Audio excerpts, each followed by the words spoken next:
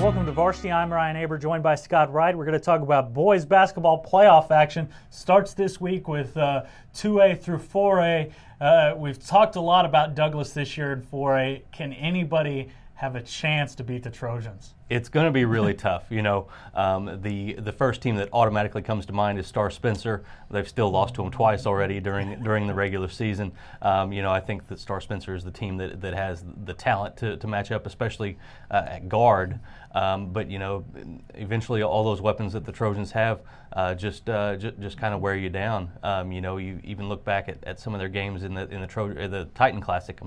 At Carl Albert, and they got down early to both Guthrie and Carl Albert, and that guard play just turns the game around. And then you got those big guys inside who are all really athletic and just really talented. Some of the fans have been a little frustrated with me because they were number 2 in the power poll this week.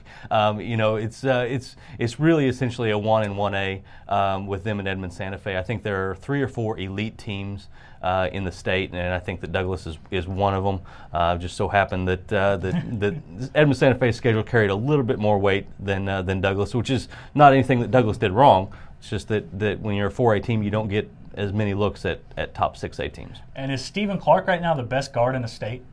He's right up there. That kid is impressive. A freshman too. He's a 5'8" freshman. When they take the floor, he's about the 8th or 9th guy that you really notice on that team after Buxton Hill and the twins, the 6'6", 6'8" guys. But Stephen Clark is really impressive. Even when the outside shot's not falling, he finds other ways to help that team. All those guards are good defensively, especially in the full court. There's just a lot of talent on that team. And then moving up to 5A, a surprise at 1 seed on one side of the bracket with the Western Heights, a team that really struggled last year, has had a great season. Yeah, really, if you look at Tyrone Nash, who's in his 4th year, never won more than 7 games in a season up until this point, and now they make this great run to earn the 1 seed on the West. They're a top 5 team in what's a really an East-dominated bracket at this point, but still, that's a big thing for that program. One of those places that people kind of in the past would look at it as an automatic win on the schedule. It's certainly not that way anymore with the Jets.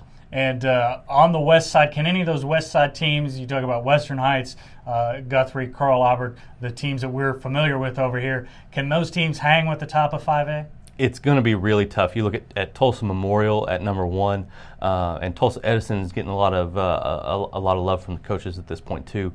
But Memorial, especially with 6'9" Cameron Downing inside, I just think it's going to be really tough. They've got really good guards as well, so it's going to be really tough for anybody, I think, to knock off those 2 teams. Western Heights, I think, athletically can go in and compete with them. I just don't know if over the course of an entire game if they can pull it off. But hey, if anybody's within a bucket, Western Heights is the team you want. They've got, I think, 6 last second wins on this season. So yeah, no kidding. They're an exciting team to watch. Yeah. Thanks for joining us, Scott, and thank you.